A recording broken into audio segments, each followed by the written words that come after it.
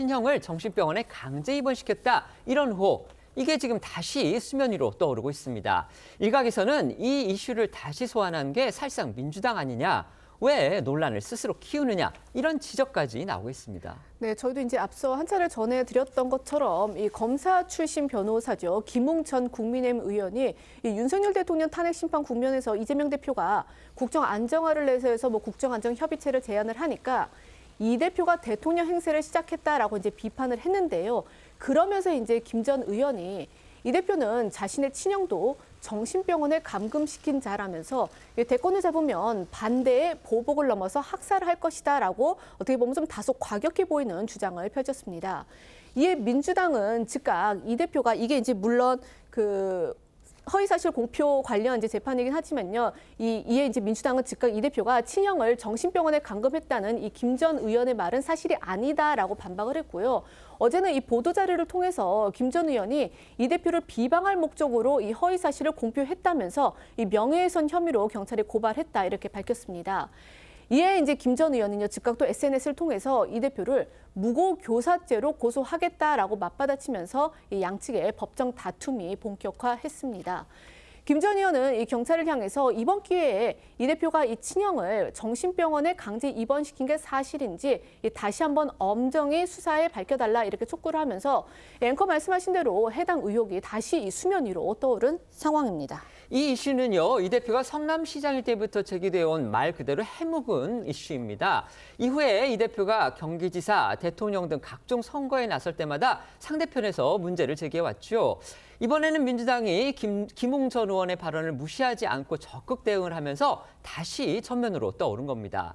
그동안 이 대표가 친형 그리고 형수와 나누는 대화 녹취록이 직접 공개되기도 했고요. 이 대표의 형수가 직접 기자회견에 나서기도 했습니다. 네, 해당 의혹부터 다시 한번 정리해드리면요. 이 후보가 성남시장이던 지난 2012년에 친형을 정신병원에 강제 입원시키라며 당시 분당구 보건소장 등에게 수차례 지시하는 등 영향력을 행사했다는 내용입니다. 여기에 더해 이 대표가 친형이나 형수와 통화하며 욕설과 막말을 쏟아내는 녹취 파일까지 공개되면서 해당 의혹 더 확산됐는데요. 이 대표가 경기도지사에 도전했을 당시엔 이 후보의 형수 박인복 씨가 직접 기자회견에 나서기도 했습니다. 당시 목소리 직접 들어보시죠. 2012년 6월 7일 날 동서인 김혜경이가 저희 딸한테 전화를 해서 여태까지 니네 아빠 강제 입원시키는 거 말렸는데 니네 작은 아빠 하는 거 너 때문인지 알았어? 하면서 강제 입원 소리를 하게 된 거예요. 6월 9일인가 10일 날 전화를 받았더니 다짜고짜 형님 바꾸라고 시작하면서 욕을 그렇게 해댄 거예요. 십몇 분을 했던 것 같아요. 듣는 동안 그 비참하고 참담하고 곤욕스럽고 당황스럽고. 물론 이재명 대표는 이 의혹이 제기될 때마다 적극적으로 부인해왔습니다. 네, 이 대표는 친형 정신병원 강제 입원 의혹은 의매다. 자신이 친형이나 형수와 통화해서 막말이나 욕설을 한 건 잘못이지만 이 친형이 원인을 제공해서 감정을 조절하지 못했다고 주장해왔는데요. 앞서 나온 이재명 대표의 목소리도 이어서 들어보시겠습니다. 강제 입원을 시킨 것은 저희 형수님이셨고요. 정신보건법에 의한 절차를 검토하도록 했을 뿐입니다. 부모에게 도저히 인간으로서 감내할 수 없는 폭력, 폐륜, 그리고 그분이 정상적인 사람이 아닌 상태니까 정신적으로 정말 참 표현하기 어려운데 하여튼 뭐 그런 좀 안 좋은 상태에 있었다는 점, 그리고 녹음 내용은 여러분이 전체를 한번 보시면 좋겠습니다. 민주당과 김웅 전 의원의 법적 공방 쟁점도 한번 자세히 들여다보면요. 이 대표가 경기도지사 선거 과정에서 친형 정신병원 강제 입원에 관여하지 않았다. 이런 취지로 말해서 선거법 위반으로 기소가 됐습니다. 나중에 대법원 판결까지 받았는데 일단 민주당과 김 전 의원은 이 대법원 판결에 대해서 서로 다른 주장을 하고 있습니다. 맞습니다. 이 대표는 지난 2018년 이 경기도지사 선거 TV 토론에서 이 친형을 정신병원에 강제 입원시키려 한 적이 없다라고 이제 주장을 해서 이 허위사실 공표 혐의로 법정에 서게 됐는데요. 2심에서 벌금 300만 원이 선고됐지만 대법원에서 무죄 취지로 이 원심을 파기환송했습니다. 이에 민주당은요, 이게 이제 공직선거법상 허위사실 공표 재판이긴 하지만 대법원에서 이제 무죄 취지로 나왔기 때문에 이 대법원에서도 이 대표가 친형 정신병원 강제 입원을 독촉한 사실을 인정하지 않았다라고 본 겁니다. 하지만 김웅 전 의원은 이렇게 무죄 취지가 나온 것은 토론 과정에서 우발적으로 한 거짓말까지 처벌하게 되면은 후보들이 이 토론에 소극적으로 임하게 될 우려가 있어서 그래서 이제 대법원이 무죄 취지를 밝힌 것일 뿐 재판부는 이 대표가 이 친형 정신병원 강제 입원을 독촉한 그 사실은 인정했다라고 반박을 했습니다. 이렇게 이제 양측이 주장이 엇갈려서 저희가 이제 당시 대법원 판결문을 좀 살펴봤는데요. 판결문에는 이 성남시장이었던 이 대표가 친형 정신병원 강제 입원 절차를 이 관할 보건소장 등에 수차례 진행을 하라고 지시한 정황이 적시돼 있는 게 사실입니다. 관련해 당시 대법관 목소리도 들어보시겠습니다. 형에 대한 정신병원 강제 입원을 지시하고 독촉한 사실이 인정됩니다. 그럼에도 피고인은 상대 후보자의 질문에 대하여 단순히 부인하는 답변만을 한 것이 아니라 자신에게 불리한 지시 독촉 사실을 숨기고 단순한 묵비나 부작위가 아니라 적극적으로 구체적 사실을 들어 해명한 것으로 그 전체적 취지가 객관적 진실에 반하는 허위 사실이 공표에 해당합니다. 여기에 민주당과 김웅 전 의원, 앞서 같은 의혹을 제기했던 차명진 전 의원의 사례를 놓고도 엇갈린 주장을 내놓고 있습니다.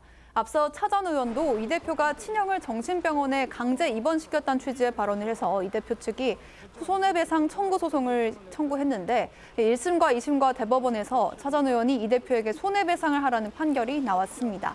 민주당은 이 판결을 들어서 당시의 사법부도 해당 의혹이 허위임을 인정했다고 주장을 했는데 김웅 전 의원은 당시엔 해당 의혹이 사실로 밝혀지지 않아서 차 전 의원이 억울하게 패소한 거고 차 전 의원 측이 재심도 청구했지만 재심 제기 허용 기간이 지나서 억울함을 풀지 못한 거라고 주장했습니다. 앞서도 전해드린 대로 그 이후에 대법원에서까지 해당 의혹을 인정한 만큼 지금은 상황이 완전히 다르다고 덧붙였습니다. 손 변호사님께 먼저 질문 드리겠습니다. 지금 대법원 판결이 2018년 이제 선거 TV 토론과 관련해서 나왔는데요. 그것과 관련해서 이재명 대표 측, 그러니까 민주당입니다. 지금 이재명 대표는 직접 나서지 않고 있으니까요. 민주당하고 김웅 전 의원 측의 해석이 다릅니다. 또 주장이 다르고요. 근데 저희가 아까 이제 뭐 박상욱 당시 대법관의 판결문 낭독까지 들려드렸는데 변호사님 그 부분 다 들으셨거든요. 판결문 내용도 저희가 소개해드렸는데 적어도 그 대법원 당시의 판결 내용은 어떻게 보는 게 맞는 겁니까? 그러니까 양쪽에서 판결문의 내용 일부만 각자 유리한 주장으로 인용하기 때문에 지금 배치되는 주장이 나오는데요. 판결문을 고등법원, 대법원을 찾아보니까 이런 표현이 있습니다. 그러니까 뭐 예를 들면 보건소장에게 지시하거나 재촉하거나 이런 사실관계는 인정할 수 있다. 하지만 경찰서를 찾아가거나 이런 일련의 행동들을 모두 종합하여 봤을 때 강제 입원을 위한 절차가 있었다고 합리적 의심이 없을 정도로 증명되기는 어렵다고 직권남용은 또 무죄가 나왔거든요. 허위사실 공표의 내용을 가면 일부 허위사실이 있을 수 있으나 이것은 또 무죄이다. 이런 논리입니다. 그러니까 일부 이제 이런 강제 입원 절차나 이런 것들이 있긴 했지만 또 단정해서 이야기하는 것도 좀 언어 도단일 수 있기 때문에 양측의 주장이 여기서 엇갈리는 것으로 보이는 상황이어서 일단 강제 입원에 대한 개념과 법리적인 어떤 해석과 관련해서는 양쪽이 좀 공방이 있을 수 있는 여지가 있는 사건이다. 이렇게 말씀드릴 수 있고요.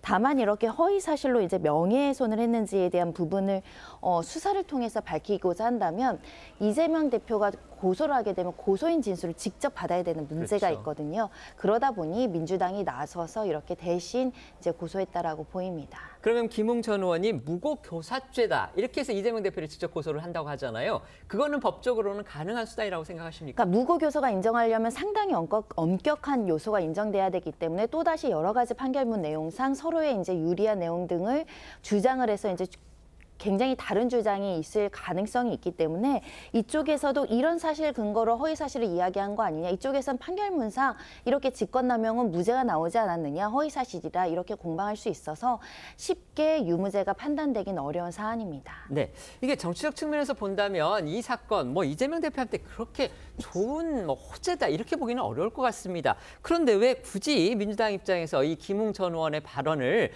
법적으로까지 공방거리로 삼아서 이렇게 전면에 부각 부각시킨지 솔직히 잘 이해가 되지 않는 측면도 분명히 있습니다. 어떻게 평가하십니까? 예, 저도 이해가 안 되는 측면이 있죠. 굳이 이 사안을 이슈화시켜서 이재명 대표에게 이게 포지티브하지 않고 네거티브한 사안인데 또 이걸 이슈한다. 예를 들어 차명진 전 의원에 대한 판결도 있고 대법원 판결도 있고 그러면 이제 김웅 전 의원과 민주당이 이 사안을 놓고 또 한 번 더 이제 판단을 받는 거 아니겠어요? 그러니까 이게 허위사실의 명예훼손에 준하냐의 문제를 떠나서 굳이 이게 오래된 사건을 또 끄집어서 한다는 자체가 이재명 대표는 도움이 안 돼서 저는 당에서 차라리 대응을 안 했었으면 어땠을까라는 생각을 좀 하고 있습니다. 네.